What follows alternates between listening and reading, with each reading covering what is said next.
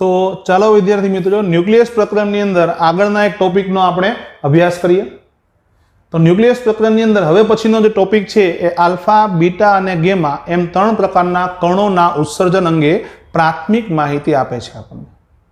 તો આપણે આગળ થોડું જોઈ ગયા કે રેડિયોએક્ટિવ તત્વ છે જન્મથી અસ્થાયી હોય, આથી એ સ્થિરતા પ્રાપ્ત કરવા માટે આલ્ફા, બીટા કે ગેમા કણોનું ઉત્સર્જન કરે છે.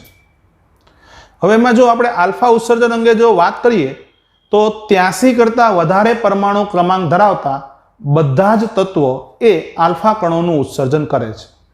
હવે 83 કરતાં વધારે પરમાણુ ક્રમાંક એટલે ભારે તત્વો, એના ન્યુક્લિયસોમાંથી આલ્ફા કણોનું ઉત્સર્જન શક્ય છે.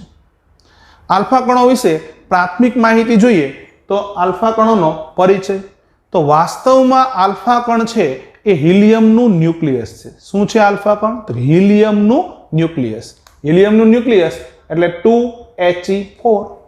2He4 એટલે એમાં 2 પ્રોટોન અને 4 - 2 એટલે 2 ન્યુટ્રોન આવેલા હોય.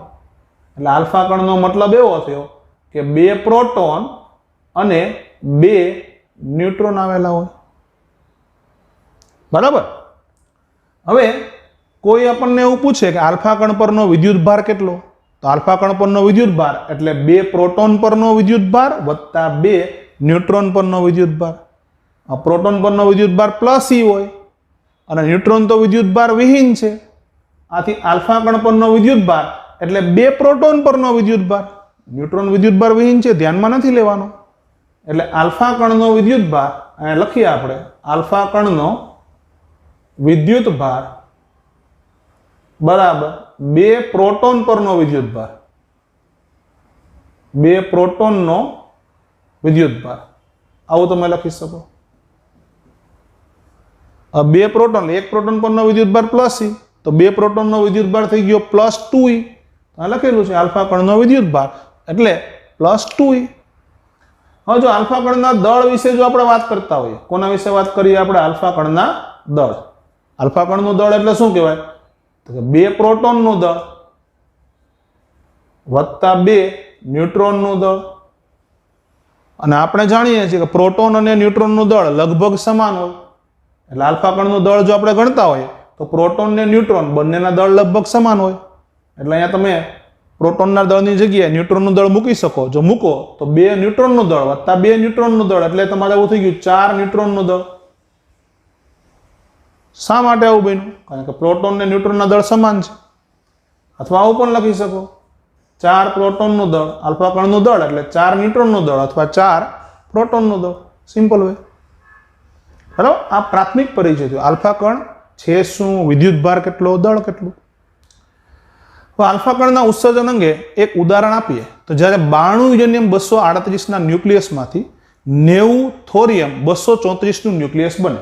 92 યુરેનિયમ 238 બરાબર. અહીંયા છે 92 યુરેનિયમ 238 ના ન્યુક્લિયસમાંથી 90 થોરિયમ 234 નું ન્યુક્લિયસ બને ત્યારે આલ્ફા કણનું ઉત્સર્જન થાય. આલ્ફા કણ એટલે શું? તો કે 2He4. પ્રક્રિયા તમે જુઓ તો વાસ્તવમાં આપણને ખબર છે કે પ્રક્રિયામાં પ્રક્રિયક અને નિપજ બંને બાજુ તમારે પરમાણુ ક્રમાંક બેલેન્સ થવો જોઈએ. આગળ આપણે થોડી પ્રક્રિયાઓ લખી હતી એમાં જોયું હતું પરમાણુ ક્રમાંક શું થવો જોઈએ? બેલેન્સ. તો જુઓ 92 અહીંયા છે તો 90 + 2 92 થઈ ગયા. દળાંક પણ બેલેન્સ થવો જોઈએ, 238 તો 234 અને 4 સિમ્પલી થઈ જાય છે. બીજી અમુક બાબતો આપણે નોંધીએ તો આલ્ફા કણનું ઉત્સર્જન કરતું જે ન્યુક્લિયસ છે એને જનક ન્યુક્લિયસ કહેવાય. આલ્ફા કણનું ઉત્સર્જન કરતું ન્યુક્લિયસ એટલે 92 યુરેનિયમ 238 ને જનક ન્યુક્લિયસ કહેવાય. નવા મળતા ન્યુક્લિયસને જનિત કહેવાય. આ નવું મળ્યું એને શું કહેવાય? જનિત ન્યુક્લિયસ. આ જનક, નવું મળે જનિત. તો જનક કરતા જનિત ન્યુક્લિયસનો પરમાણુ ક્રમાંક જુઓ. જનકનો કેટલો? 92. જનિતનો કેટલો? 90. એટલે 2 ઘટ્યો પરમાણુ ક્રમાંક. એટલે જનક કરતા જનિત ન્યુક્લિયસનો પરમાણુ ક્રમાંક 2 એકમ ઓછો અને પરમાણુ દળાંક 238 માંથી 234 એટલે 4 એકમ ઓછો છે. એટલે આલ્ફા કણનું ઉત્સર્જન થાય તો પરમાણુ ક્રમાંક 2 એકમ ઘટે અને પરમાણુ દળાંક કેટલો ઘટે? 4 એકમ. બરાબર. આવી જે પ્રક્રિયાઓ છે એને સાંકેતિક રીતે દર્શાવીએ, સંજ્ઞાત્મક રીતે. ધારો કે X ન્યુક્લિયસ છે, આ ન્યુક્લિયસનો પરમાણુ ક્રમાંક Z અને પરમાણુ દળાંક A છે. તો ZX એ ન્યુક્લિયસમાંથી આલ્ફા કણ ઉત્સર્જાય છે. આલ્ફા કણ ઉત્સર્જાય એટલે પરમાણુ ક્રમાંક કેટલો ઘટે? તો કે 2. એટલે Z માંથી શું થઈ જાય? Z-2. અને દળાંક કેટલો ઘટે? તો કે 4. તો A માંથી કેટલું થઈ જાય? A-4. ખ્યાલ આવે ને? એટલે વત્તા આ તો આલ્ફા કણ છે, આ રીતનું બને. તો આલ્ફા કણનું ઉત્સર્જન આપમેળે શક્ય બને એના માટે જો આપણે વિચારીએ તો આગળ આપણે જોઈ ગયા કે કોઈ પણ ન્યુક્લિયર પ્રક્રિયા આપમેળે થાય તો એના માટે શું થાય કે દળનું ઉર્જામાં રૂપાંતર થાય. દળનું ઉર્જામાં એટલે આપમેળે થતી પ્રક્રિયામાં દળ ઘટી ગયું હોય. દળ ઘટી ગયું એટલે મતલબ પ્રક્રિયક કરતા નિપજનું દળ ઓછું હોય. પ્રક્રિયકનું દળ એટલે જનક ન્યુક્લિયસનું દળ એની કરતા નિપજનું દળ એટલે જનિત ન્યુક્લિયસ અને આલ્ફા કણના દળનો સરવાળો ઓછો હોય. આ લખેલું છે, જનક ન્યુક્લિયસનું દળ છે એની કરતા જનિત ન્યુક્લિયસ અને આલ્ફા કણના દળનો સરવાળો કેવો હોય? ઓછો હોય. તો એવી પ્રક્રિયા આપમેળે થાય.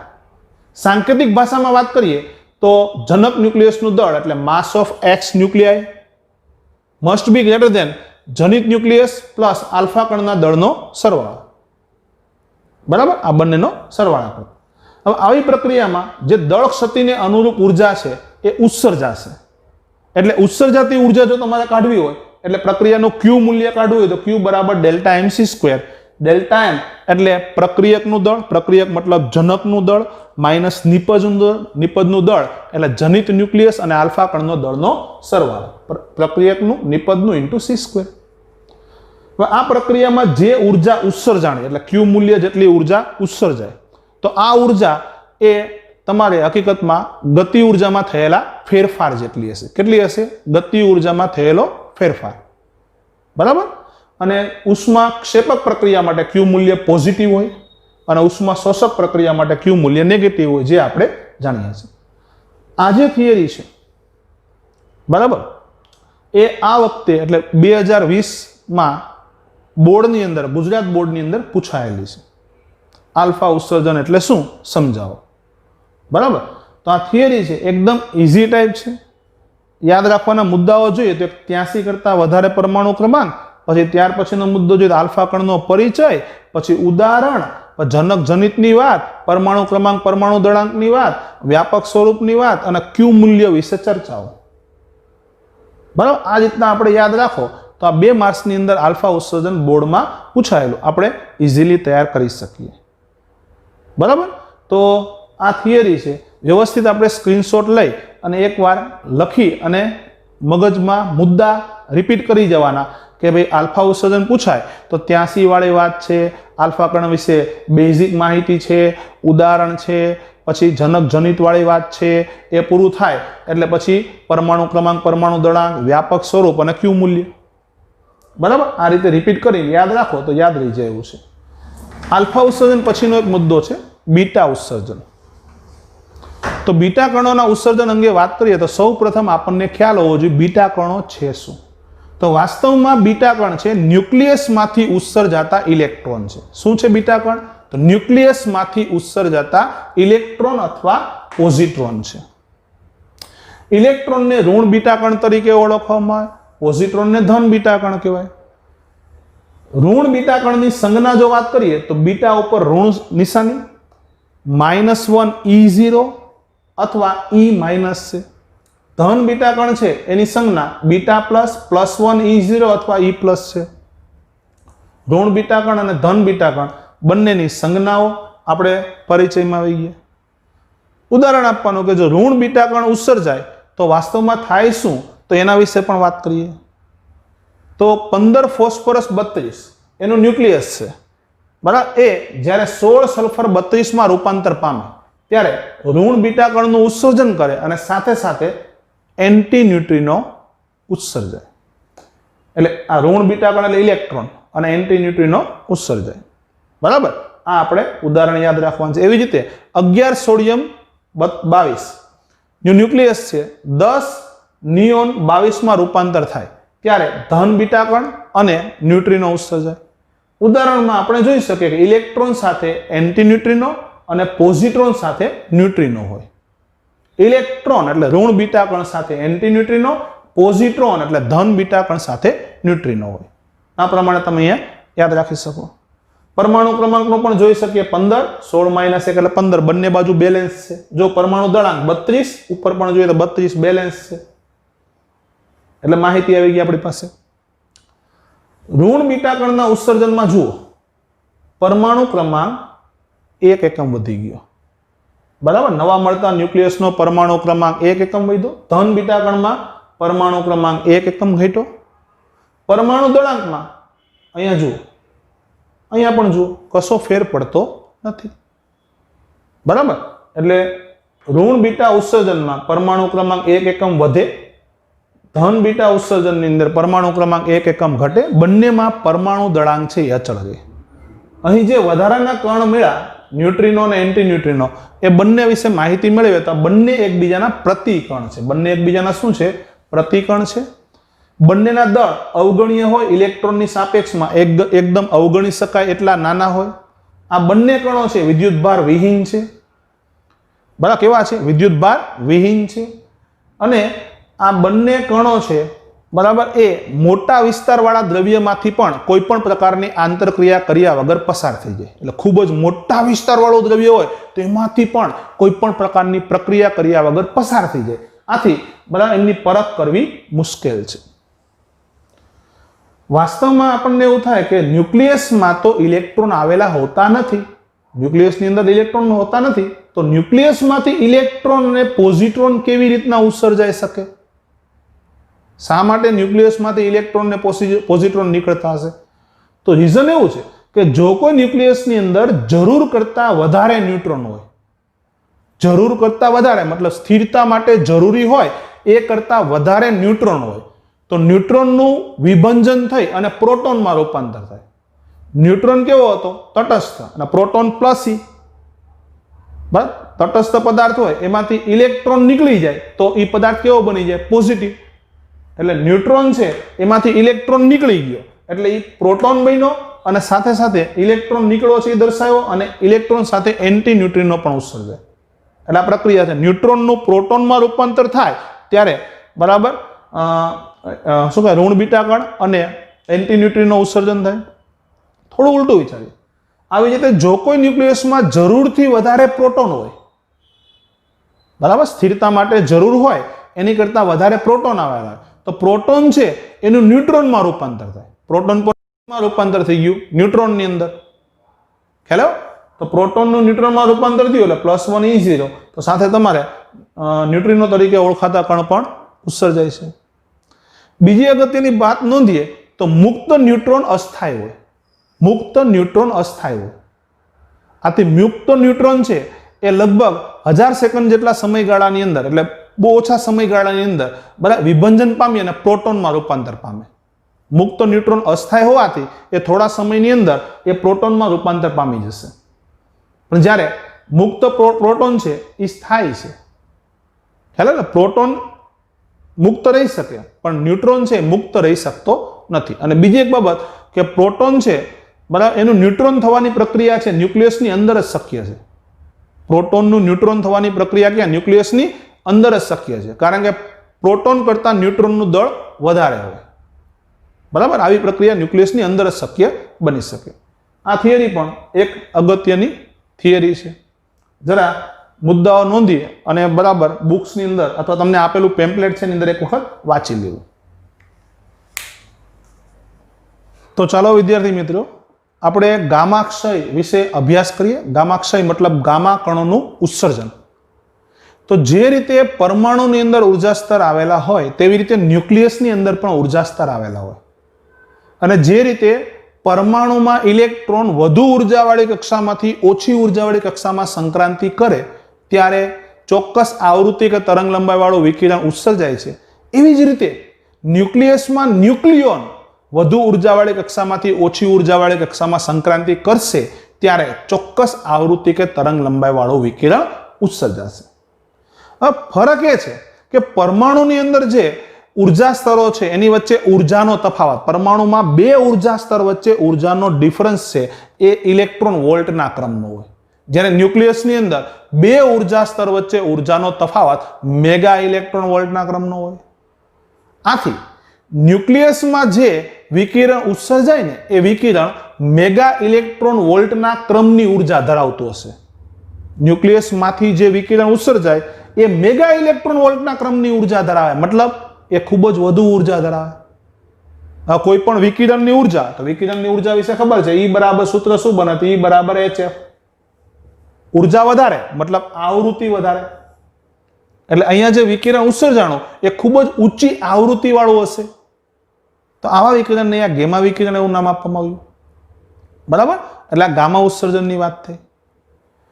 ઉદાહરણ જોઈએ તો વાસ્તવમાં 27 કોબાલ્ટ 60 નું ન્યુક્લિયસ જ્યારે ઋણ બીટા કણનું ઉત્સર્જન કરી નિકલમાં રૂપાંતર પામે.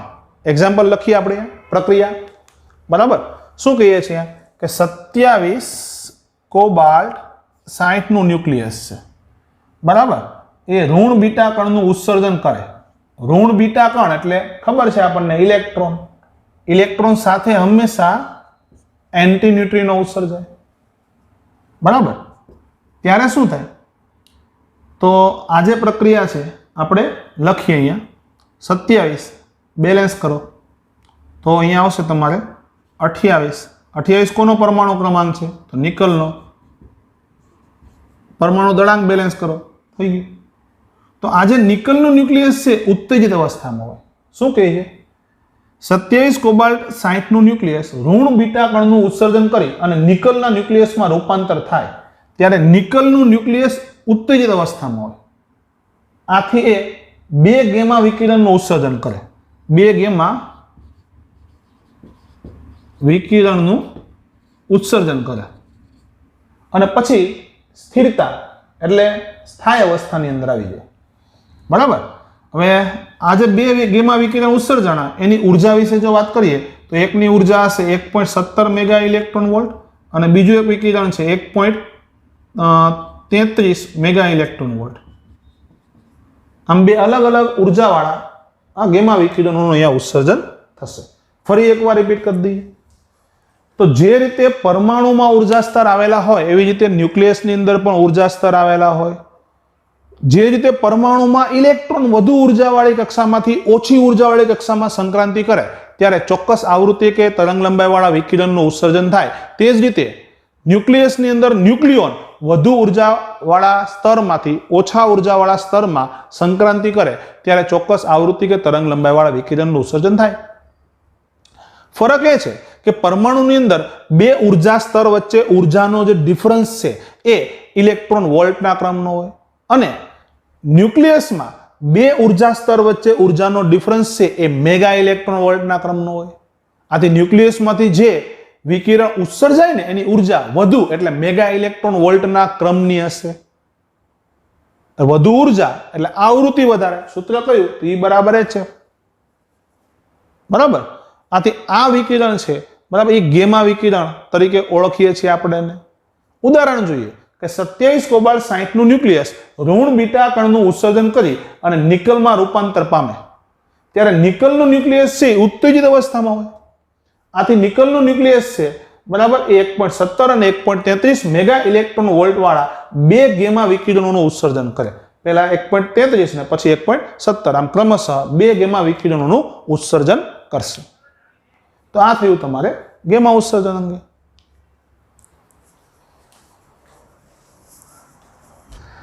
તો વિદ્યાર્થી મિત્રો, ન્યુક્લિયસ પ્રકરણની અંદર આપણે આલ્ફા, બીટા અને ગેમા એમ 3 પ્રકારના ક્ષય જોયા પછી તેને અનુરૂપ પ્રાથમિક લેવલના દાખલાઓ વિશે પહેલા શરૂઆત કરીએ.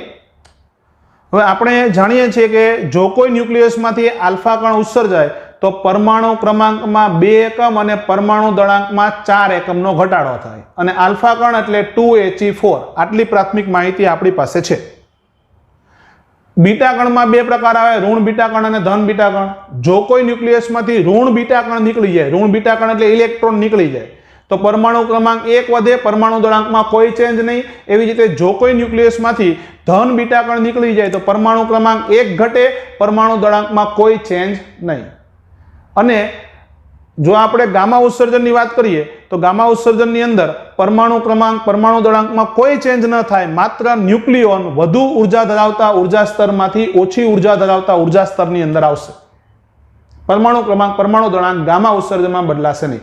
ફરીવાર ફટાફટ, આલ્ફા ઉત્સર્જન થાય પરમાણુ ક્રમાંક 2 એકમ ઘટે, પરમાણુ દળાંક છે 4 એકમ ઘટે. બીટા ઉત્સર્જનમાં 2 પ્રકાર, ઋણ બીટા ઉત્સર્જાય તો પરમાણુ ક્રમાંક 1 વધે, પરમાણુ દળાંકમાં કોઈ ફેર ન પડે. ધન બીટા ઉત્સર્જાય તો પરમાણુ ક્રમાંક બરાબર એની અંદર 1 નો ઘટાડો થાય ને પરમાણુ દળાંકમાં કોઈ ફેર પડશે નહીં. અને ગેમા વિકિરણની અંદર બરાબર પરમાણુ ક્રમાંક પરમાણુ દળાંકમાં કોઈ ફેર ન પડે, માત્ર ન્યુક્લિયોન વધુ ઉર્જા ધરાવતા ઉર્જા સ્તરમાંથી ઓછી ઉર્જા ધરાવતા ઉર્જા સ્તરની અંદર સંક્રાંતિ કરે. આટલી વસ્તુ આપણને એકદમ કંઠસ્થ હોય તો પછી દાખલામાં આપણને તકલીફ ઓછી પડે. હવે પેલો દાખલો જોઈએ, રેડિયોએક્ટિવ તત્વ રૂપાંતરણ ZX છે બરાબર, આવું એક રૂપાંતરણ આપ્યું છે. Z+1 X1A, Z-1 A-4 આ રીતના.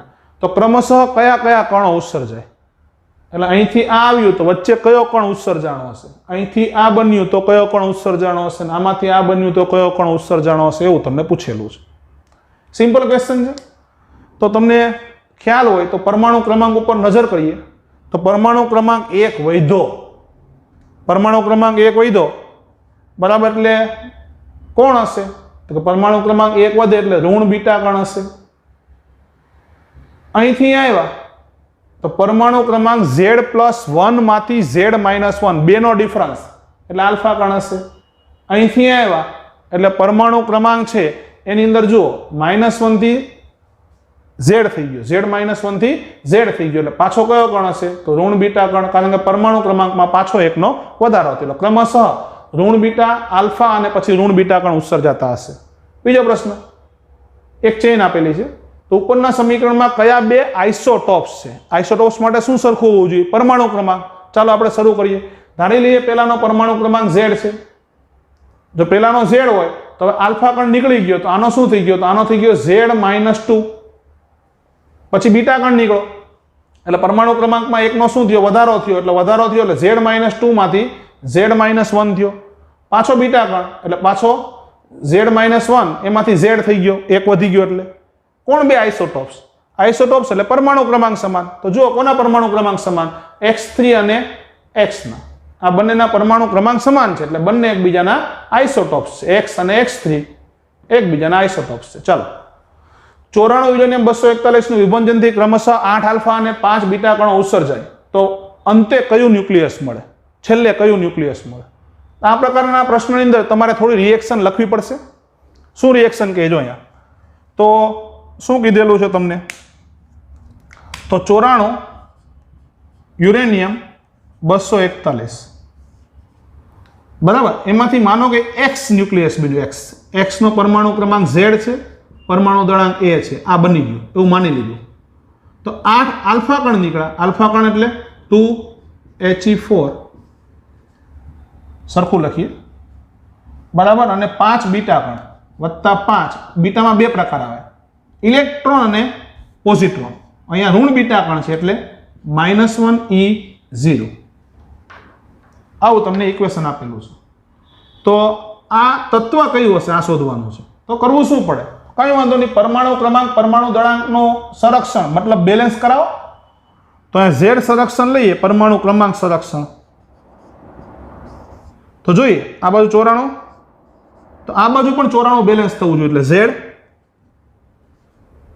પ્લસ અહીંયા જોઈએ ને તો 8 વાર આલ્ફા કણ એટલે ટોટલ પરમાણુ ક્રમાંક થયો 16. 8 દુ 16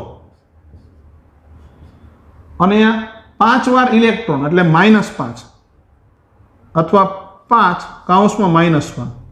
16 -5 એટલે 11. 11 આ સાઈડ નાખો એટલે 94 - 11 એટલે Z બરાબર 83 આવશે.